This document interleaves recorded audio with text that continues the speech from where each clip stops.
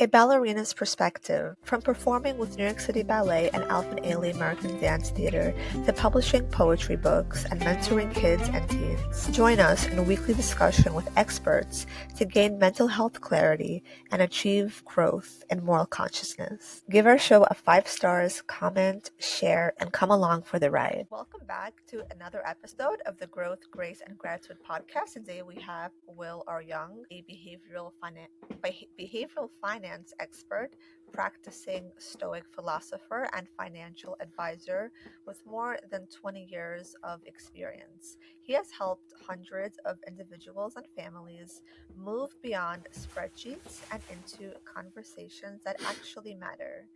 In his book, The Enough Equation, he shares the stories and questions that have helped transform clients' not only portfolios, but their livelihood. So, wonderful bio and wonderful, inspiring story. I'm so excited to chat today.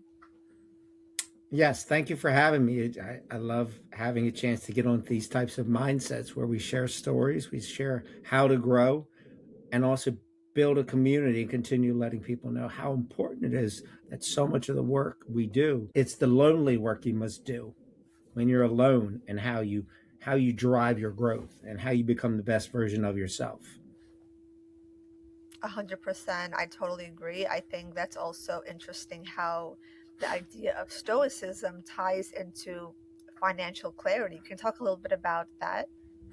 Yeah, no matter when you lived, people were always inundated with information. It could have been in Roman times. You basically were living in a city and you had the fights, the Senate, the voting. You had all of these coliseums. You had things to do. You People were busy as you could be at that time, and they were always being pulled off by having these events in the Coliseum, gladiator fights that would pull them away from the reality of life, or they would get caught up in gossip. No different than today. That's no different than today. We still have the sports distracting us. They say I can't afford my health care, and it is expensive. I'm not saying that, but then they'll spend $25,000 on NFL tickets. So prioritization, all those types of things have never changed. And the crowd or the people around you when you go to the markets in ancient Greece or Rome, people would talk about you. And that's no different than today. The difference is obviously you can do it online, not just face to face or in a schoolroom. None of that changes. People have a propensity to have all of this noise come in.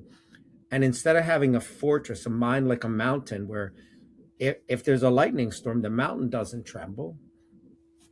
A great sailor in the worst winds and is calm because they know I got the skill set. And these are the types of things you need. And I would say, without a doubt, with the speed and veracity of these algorithms, you really need to train yourself to block out the noise.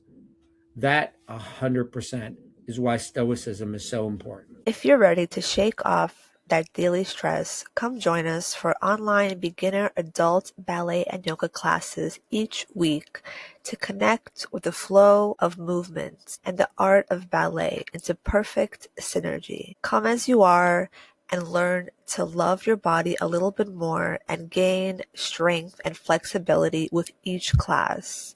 All are welcome. Sign up at balletartsmovement@gmail.com. First class free. Exactly. Yeah, that's so amazing. The idea of stoicism and talking a little bit about your journey with surfing. I grew up dancing ballet, so the professionalism in there, it's like we do the daily grind. We have almost the same combinations at the bar, in the center, then with point shoes, then with the partner, then with variations. It's kind of like repetitive, but it teaches the discipline of not only artistry, but the ability to invest in yourself to kind of create stability, create flexibility, and then create empowerment with whatever you want to do when it comes to exploring beyond. Because once you build that stability, you can explore beyond. Like in dance, we have artistry where we want to express ourselves in a different way one day.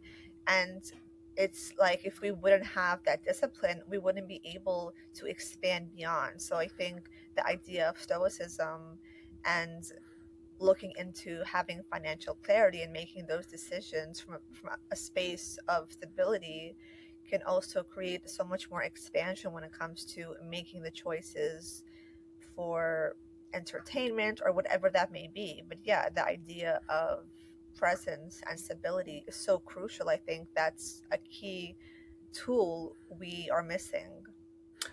You're right. And one of my favorite, it's a meme. I think it shows a woman doing ballet, and then it shows one of her feet broken and blistered up because you have to work and do what others are unwilling to do. And there's a lot of pain and discomfort. And discomfort is how you grow. Nothing great in life, nothing worth having in life has been easy because you can't put a value on it. You must work. And all Stoicism is a mechanism that if you want to be a great dancer, that doesn't mean you're performing the Nutcracker or something at Radio City, but the version of yourself to be your best is no different than me surfing or somebody trying to be a good husband, father, mother, brothers. It's all about personal growth.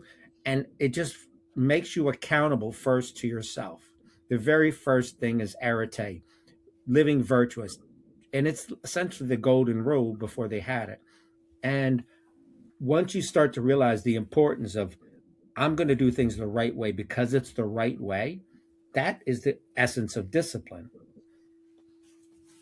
Exactly. And interestingly enough, today is National Underdog Day. So I think that recognition of like pushing yourself and admiring your journey, your progression, no matter how fast or slow it may be, there is something to celebrate about overcoming small insecurities or small hurdles or challenges. I think that part of the integration and the perseverance and resilience, it's so powerful and kind of building our character and building also a sense of self-esteem to keep moving forward and to keep trying new things, to keep failing and to keep getting back up.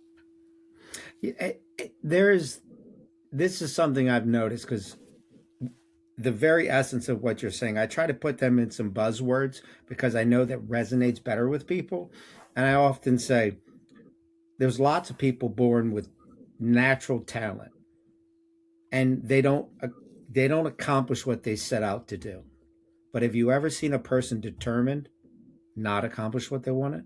I would rather be determined than talented because you will climb that mountain slowly and you will appreciate it and you won't forget.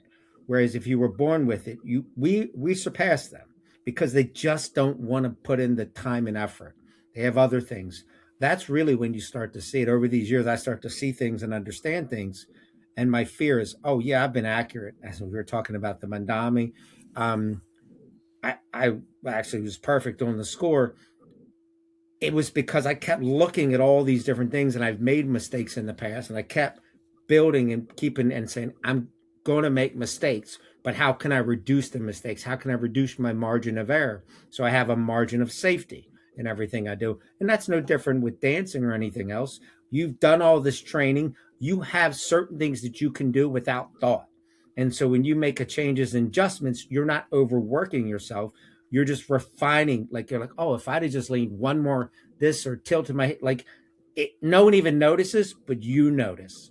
And that's when you know you're really progressing. They're like, oh, I was off balance. I spun a little faster.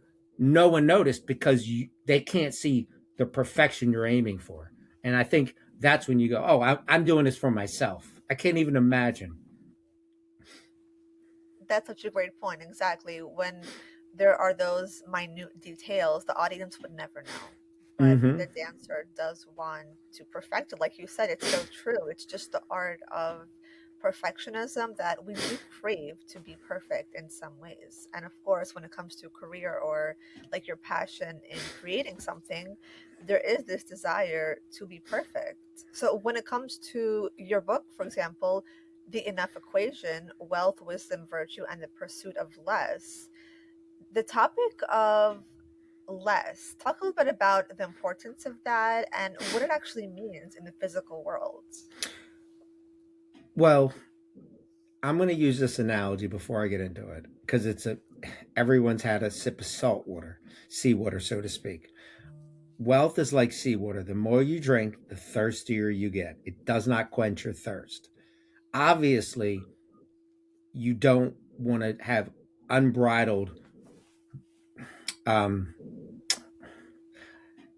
you don't want to buy everything, so to speak. You want to harness what do you really need? Because if you keep wanting more, you have this hedonic effect where you see your neighbor get a bigger house, but then you have 20 empty rooms. What are you really searching for? On your headstone, will it say he spent the most time in the office? He could sit in the cubicle longer than anybody else. You know, that's not what you want to be. They could stand in the grocery store the most. Like, none of these things matter. So ultimately, when you really narrow down what matters, your life is less and you get more because you have more stillness, less noise. You're able to block stuff out. They're like, oh, I'm going to run back. I'm like, I don't need to go back to the store. I'm going to sit. I'm going to read. I'm going to meditate. I'm going to stretch. I have to stretch now because when I go surfing, so I'll do these little tiny things that now add up and take my time that are enjoyable, and I have peace. And I recommend this to everybody. Walk 40 minutes a day. I do it every day. My best thoughts come about. I try to meditate, I try to listen to things, but that's where things bubble up because once you get into a mindset of relaxation, walking is not exercise in like hard exercise where you can't think. It's a perfect thing that Stoics and people all through centuries have always said. I thought about it on a walk because that's where you get your brain and the blood flow going. And so I guess what I'm saying is write down your goals, what you really need, like wants, wishes, you know, and you start to realize I don't need as much. And so I have a small house. I love to travel. I try to travel 6 times a year surfing, and I did. And that gives me so much joy. I'm floating in the water with I don't know who, no phones, no one knows what you're worth. No one's you're literally in your trunks, barefoot, and everybody's the same. And that's kind of when you realize we're so similar and we need to find our tribes of people that keep us grounded. But more clothes, bigger house, that doesn't mean as much once you have financial stability. And that's what I help people do is maintain financial stability and then reduce that stress of the worry.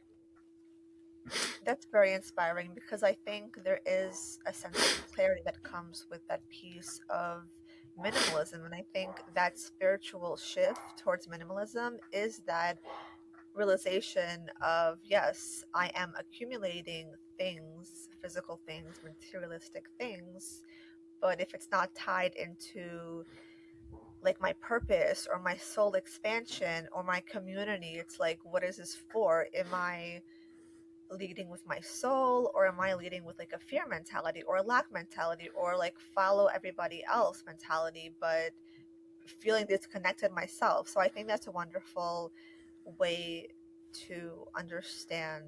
That's how we connect with people also, in this minimalistic way where we are detached from the super materialistic perspective, but also I think we do have to ask ourselves questions like, what are we doing this for, right? Like, what questions Yes. should people ask if they want to understand? Should they even make a shift to minimalism and like in the pursuit of less?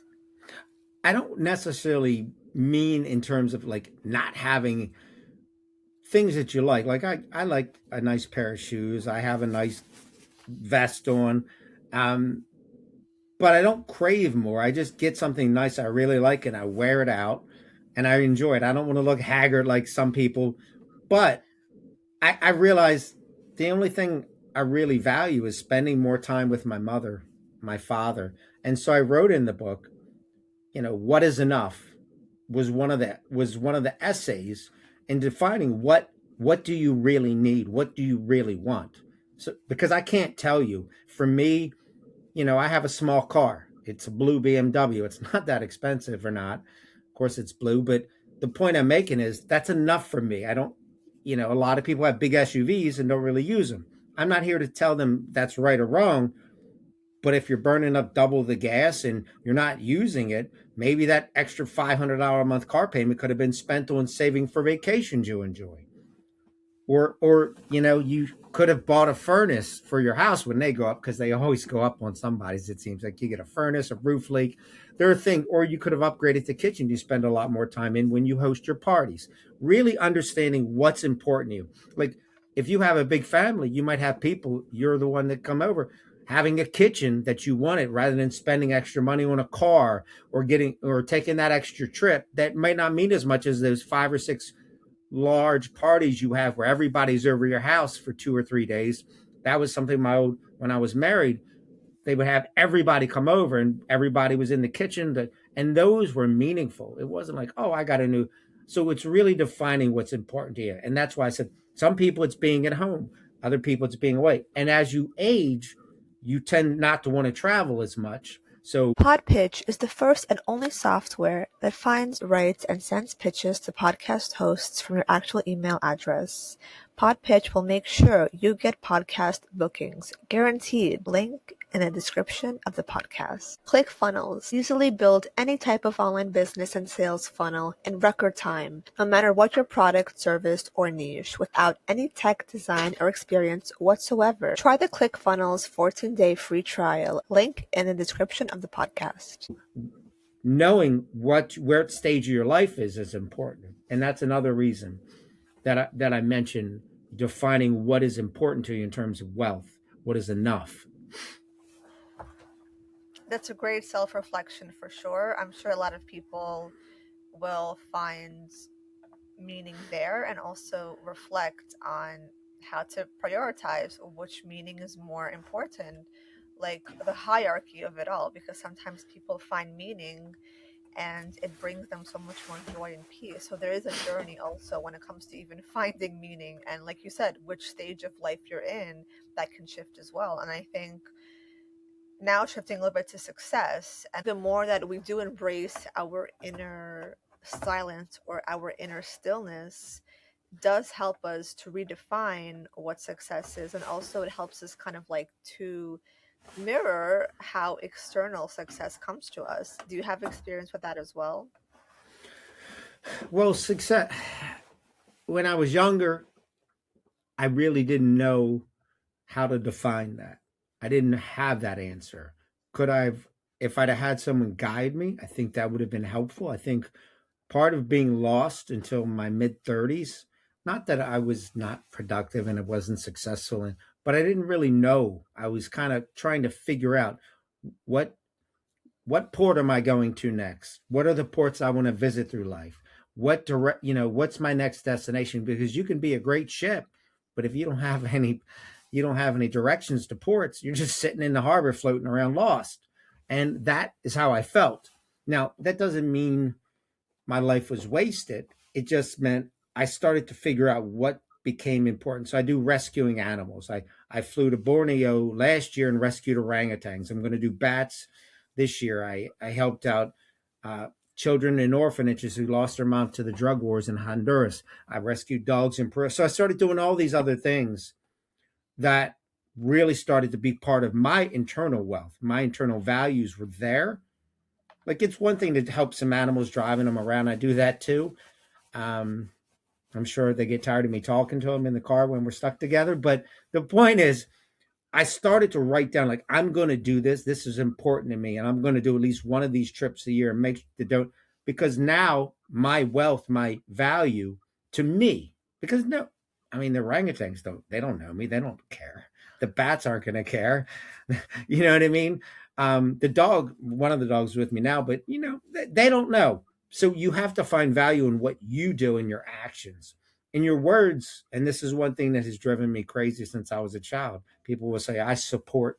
I'm like, how do you support them? Well, I support them. I'm like, can you provide an example of what you, well, I just said I support them. I'm like, but I could support the Empire State Building. It doesn't work that way, because people often don't even know what they're saying. They just kind of going through life lost, without thought and thinking, and putting your words down to paper and writing in a journal is how you succeed, because part of the discipline is writing down your goals. And then it's a pain, it's a lot of work. But once you start to do it, you don't want to stop because you're afraid of giving up because of the success you're having. So it's a pain in the butt success and the snowball. So I guess that's your answer. That's a really great way of putting it, and it's so beautifully said. I think the art of the pause, and also kind of like going through your own journey through your inner child. I do a lot of spiritual coaching, and a lot, like you mentioned, journaling, a lot of journaling, especially during cycles of new moons and full moons. Today is actually the last new moon of the year. So Okay. moving, yeah, moving into the solstice, it's a very kind of like intentional opportunity to master another level of ascension, part of, your spiritual growth. And I think there's something so beautiful about that pause where you're choosing to detach, or you're choosing to accept the void or whatever feelings may be coming up. If you love journaling, totally journal. I love having like parties where we just journal and we do affirmations or talk about whatever the theme is of that week. And we're really kind of intentionally making space for the new. We're physically making space. There are things to do, whether it's like donate items, clean a specific part of your space, your house, or your work. And then also, you're also like clearing out your mental space, your emotional space. And I You think are. You have it's a to journey to remove self that baggage. You have to exactly. remove that. And written exercises. Okay, that is not a priority, or at least it's an exercise to try to do that. Yeah, you're so good. Wow, that's powerful. I love it. Yeah, Well 100%. said. And then it goes back to like cementing your daily choices. What are your choices that you want to continue? It's also kind of like analyzing your own behavioral patterns. Where have you gone wrong, or where have you gone right? And it's like continuing that cycle or changing it up. It's like having the freedom to acknowledge your mistakes without self abandonment, without self judgment, and just, the awareness that comes up to the surface when we are honest, and when we're willing to admit our faults. I think brings so much beautiful new energy, because we're able to again sit in the stillness and bring value to our character, to our psyche. And then that's where shifting happens, that's where the mindset shifts.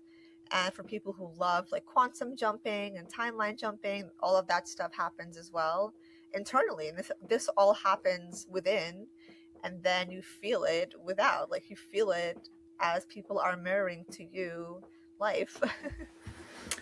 You do feel it, and whether it's stoicism, whether it's spirituality, or however you choose, having a set of principles, and at least looking at other types, looking at Buddhism, looking at Epicureanism, looking at Socrates, like you start to realize there are certain fundamentals of actions you must take to do certain things, regardless. And those are all positive actions, and you will transform and change yourself, and you will feel better about yourself because you now know you're moving in a path that is incredible.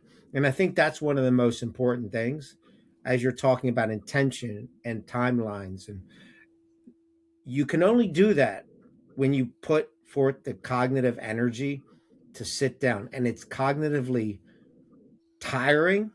And I will mention one thing in my view, because this is because we're talking in depth here on this. I do my stuff in the morning because I know by 7 o'clock, when a lot of people might want to do it, I have decision fatigue. My brain doesn't work. And so for me, you have to mark off on your calendar. I always say this, put on your calendar 30 minutes, an hour, whatever you're going to do, because your calendar is your autobiography. That's always the most important thing. Now, are you a night owl or early person? I would say more of an early person for sure. Okay. Okay. Just because my father's a night owl, so that's why I asked. And I go to bed 3, 4 hours before him. So it just depends on the type of person you are. You know what I mean? So, some people think Exactly. really good at night, write really well, Other people don't. And so I have a window that I know I'm my best, and that's what I give my best to. So that's why I Yeah, just I want to love mention that. that. Yeah, that's also great because like knowing where you thrive, it will help so much because again, when we want to just follow other people or other groups, we're also like losing sight of our own gifts and our own ability to learn best. So it's yeah, it's so crucial to really understand how you learn best. Some people are totally night owls and they function best at that time and they gain the most at that time. And it's probably quiet at that time because they're night owls. And but if you're an early bird too, you can. But a lot of times in that middle day, there's just too much distraction, and that's part. If you have kids, whatever the case, work. Right. That I think that's one of the one. If you want to master yourself, you need to master your time and choose time your time wisely. It's easy if you're just going to have fluff and conversation with the girls, the guys, or whatever. That's fine, but you need to stick to that schedule too, and make sure that it typically doesn't come into it. And I recommend 40 minutes a day. That's not very hard. Televital supports focus, energy, immunity, sleep, recovery, and resilience. Start feeling better today on a cellular level with zeolite, super green juice, micronutrient gut support, and more. Get over 50% off your first order for TeloVital. Link in the description of the podcast. To Exactly. And me. making a routine, making a habit, it's so crucial. Share some habits and some frameworks that actually, I feel like we did talk a lot about that, but if there's any more you want to talk about that fosters discipline and peace and like genuine freedom, So, all right, if I there's any have a more. very unique routine. I've been doing this steadily for years, and it's become easier with technology. But as soon as I wake up, I get up at about 4. I just kind of naturally wake up. I don't know Oh, why. wow. Yes, I know it's early. Um, It's good though. It's really I good. guess I go to bed pretty early. I met somebody last week. She's like, I go to bed at 10. I'm like, well, that's not a problem for me. um, so for me, as soon as I wake up, I used to listen to like 10 minutes of a Stoa app or a book, but now I have a Stoa app that gives me like 5 minutes of information just to kind of cleanse my palate, just to hear it. And I really hone in on it. My dogs are running around crazy, and I basically get moved around. I might fold some clothes and do some other stuff first thing in the morning, just kind of move some stuff around. And usually within 30 minutes, I'm out listening to things. But I do, to prep my mind and give me some joy, I listen to some of the late night talk show hosts to have some funny stuff because they talk serious stuff, but in a funny way. And that to me, it just makes me bust out laughing. Just and so it I can't describe it because I know I'm about to. As soon as I walk out the door, I turn off that and I walk right out the door and I do 4 10-minute books, an audiobook. So I start with Stoicism, whether it's Seneca, Epicurus, Marcus Aurelius, and then I go into different types. So I might do neuroscience with Daniel Kahneman and Mr. Tversky. I might do something like Range, which is easygoing, or Sapiens. I mix these 4 different types of books together because you don't get tired because they're switching subjects. So I do 10, 12 minutes walking the dogs, and I learn 4 different things that are all different in areas that I want to expand my mind. And when they're really good, I listen to them typically 3 times because it you start to notice it's sinking in. It's like you can't learn a pirouette trying once. You just can't. And but people for some reason say, oh, I heard it or I read it. I'm like, you didn't really read it. You just started to nibble on it. You Right. you got to soak in that knowledge. And then I also I have the book, and I'll stop when I'm walking. I'll copy a section or whatever I just heard, and I'll email it to myself. And then when I get home, I will actually at a later point copy that piece and then transfer to my own notes, and that starts to teach me how to remember things and bask in those really good sections so that I start to change. So that's my first routine. It's a very disciplined routine, and I've been doing that since maybe 2011, and so it's been a long time, and I've acquired a lot of knowledge, whether it's this volcanic eruption happened in 50 or 40, I don't know. And it was so big that half of the like I'll start being able to tell stories that people don't know. And then I go to the gym and I've built mental models and other things like that. And I do the elliptical. I do about 8.5 miles in 48 minutes. It's pretty intense, but I learned how to read on it. So I have my notes and then I read kind of my daily buildings. And I recommend this to everybody. If you don't know what you really like, there's a great person. I can't think of her name all of a sudden, Maria Popov, and she writes brainpickings.org, and it may have changed its name. She will read all these different things for you and then send it to you every single week. And it gives you a chance to give small pieces of the books to start figuring out things that are new to you and different that may interest you. And then she does like a top 20 of the year. That got me into all these different things that I would never have found. And when it did, it's helped me learn how to do that myself. So sometimes we just need a couple steps to get off the ground. Someone grabs her hand. She's very helpful these times. So every day I put in 3 hours of study in the morning with the markets, neuroscience, and actually fun stories, things that make me laugh. So I don't just get one thing, because you don't want to tip over with too much. You They call it range, and I recommend this book. It's so good. You don't just want to be knowledgeable in depth, you need to have breadth, because people who just look straight down cannot see around. It's like having a horse with blinders. You walk right in front of a car because, yeah, really well, but that breadth is actually more valuable. And oftentimes, the people who can look a little wider work really well with people who can look straight down. So you can add a lot of value in your relationships by having this type of range. And you'd have to read the book, but that's something I think is really helpful for you to kind of understand different perspectives. That is so fantastic. I was just going to ask you, how do you define excellence? I feel like you just characterized that so well. That's a sense of excellence, how you describe your dedication to your morning routine, and it's just so perfectly laid out. And I think it will help a lot of people, because there is this attention span that we lose, or in 5 seconds or in 10 minutes or something, it's like too much for us to handle. And I think that switching it up really does help to integrate all these different things and to not get bored. I think that's a really good point. They're And interesting, and you're not overdoing it. You're not pouring too much coffee in the mug. You're saying, okay, I'm going to have orange juice, a glass of milk, coffee. You're mixing. And so yet you don't overwhelm yourself. And when you don't overwhelm it, you look forward to it. Oh, I got to find out what happens tomorrow. I had to stop at this point. And then so I'm working on a couple different ones now. And yes, sorry, I didn't mean to interrupt, but yes, you get me excited, because that's, something exciting, and then it gives you something to look forward to, and then you get into the routine of, what am I going to learn tomorrow? What are they going to teach me? exactly, and those are actually great study tips as well for anybody who's studying for a test or an exam. That's a great way to cram, you're kind of picking at different topics or different themes to help you manage and help you maximize, like to gain the best results.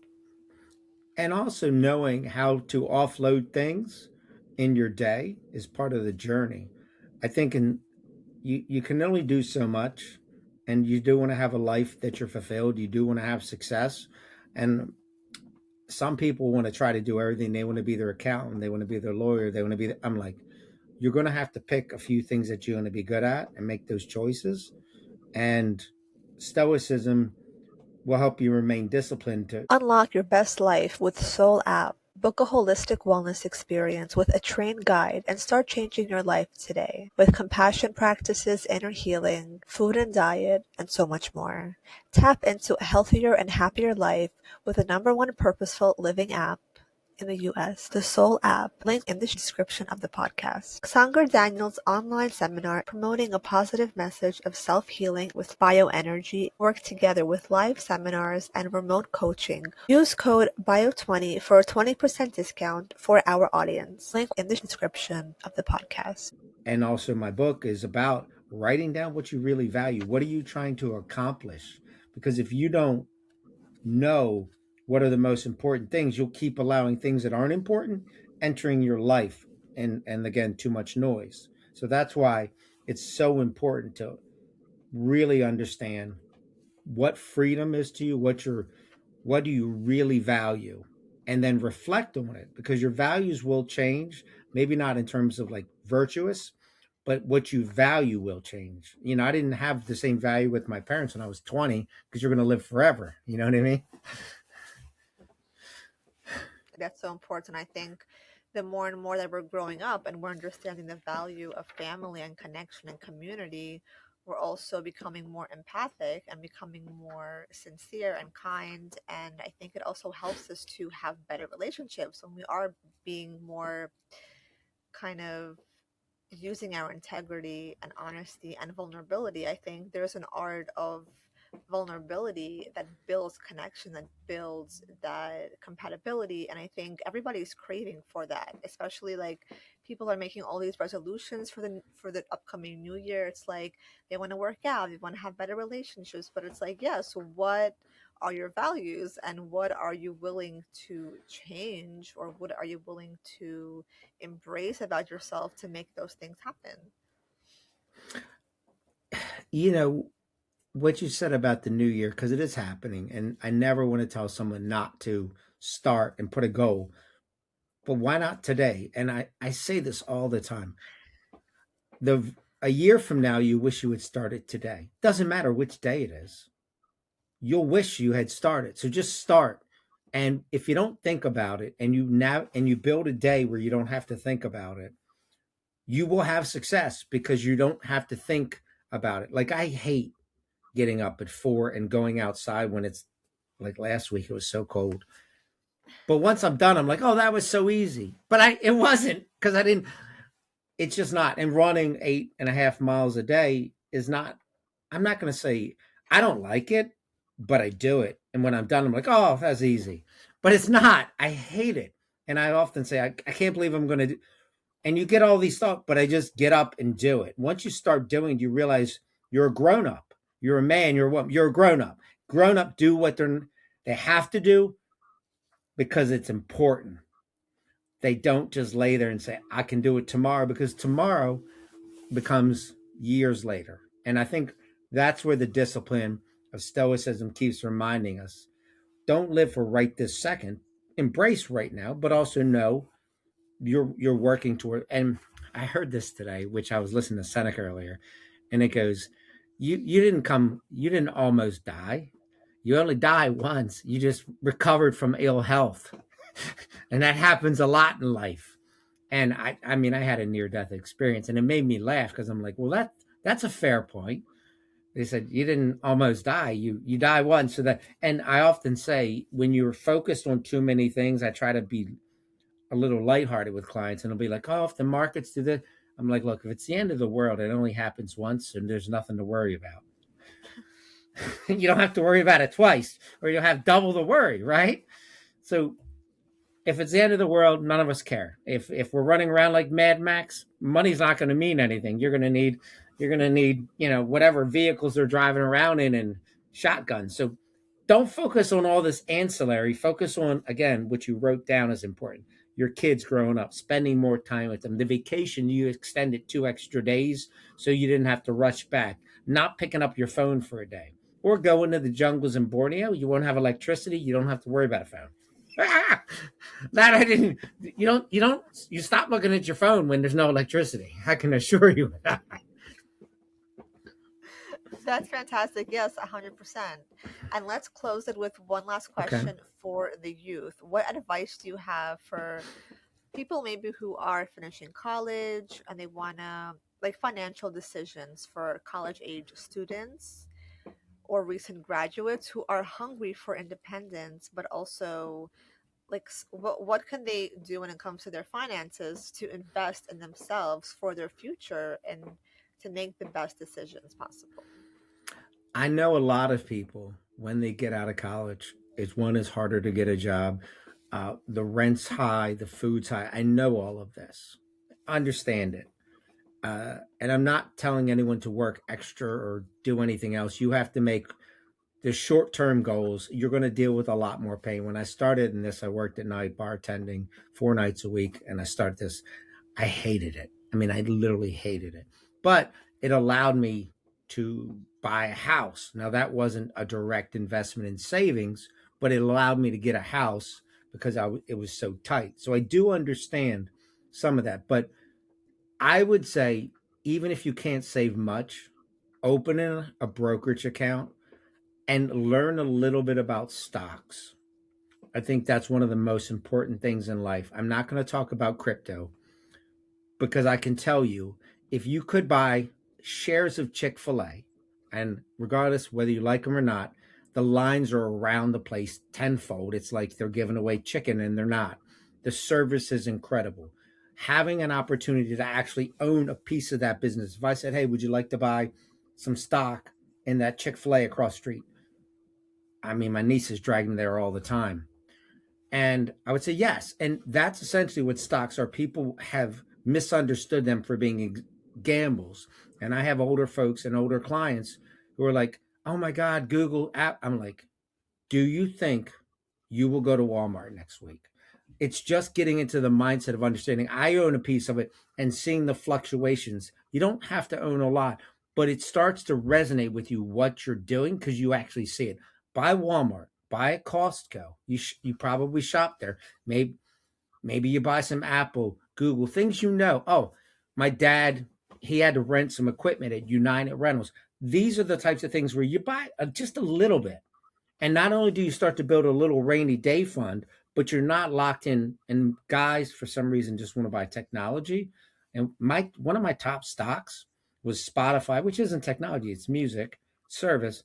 And the other one is Caterpillar, because you can't have AI data centers by buying sand shovels. You're not going to get a little sand pail. You need big, heavy duty equipment. And so a lot of people are like, oh, I did this. I'm like, well, Caterpillar's done 3 times that because you can't build anything without heavy duty equipment. So just thinking about this and brainstorming with people, or, you're welcome. You can go to my website, willryoung.com, send me an email or something like I'm happy to teach. Obviously, I have limited time, but the point I'm making is don't just think about what comes to mind readily. Think next level, go a little bit deeper. Oh, teachers are using this service, they're all using these laptops. They're all just start thinking, ask people, what do they use for software? What do they, and all of a sudden you start to realize there's a lot of companies out there that I didn't know or I used, but I had not thought. And that's where you start to realize and kind of open your mind to investing because, that's, or Chipotle years ago. I don't know who it would be now because, but the point is, I bought Chipotle because I was going there all the time. I bought Netflix because I didn't want to own Blockbuster. And you might say, well, I loved Blockbuster growing up because we go there on Friday nights. And I have some of the funniest stories that I cannot tell. My mother did some of the funniest things on earth at Blockbuster that just, we laugh so fun. She doesn't laugh. She does not laugh, but everyone else does. My sister is teared. But the point I'm making is you buy a little Blockbuster, you buy it on Netflix, and then you start to see real things happen in real life. And you're learning valuable investing lessons. Like no one thought Netflix would come up, but I didn't put all my eggs in Blockbuster, and Blockbuster going to zero, Netflix is up 15,000%. You made money, even though you lost on one stock and won on one. A lot of life isn't about 95%. It's like 50% of the time. And so these are real life lessons. That is where you really learn. So maybe pick 15, 16 stocks. That's what I try to say in a couple different areas. That's my belief. Or if you go to the bank, last one I know is if you go to a couple different banks and they're really nice to you, Wells Fargo, and they're really bad at PNC, you might say, you know what? Maybe I want to buy some shares. So that's the kind of stuff you start to think about. That's learning. I love that. And I think this is going to be some great insight to people who really have no idea where to start.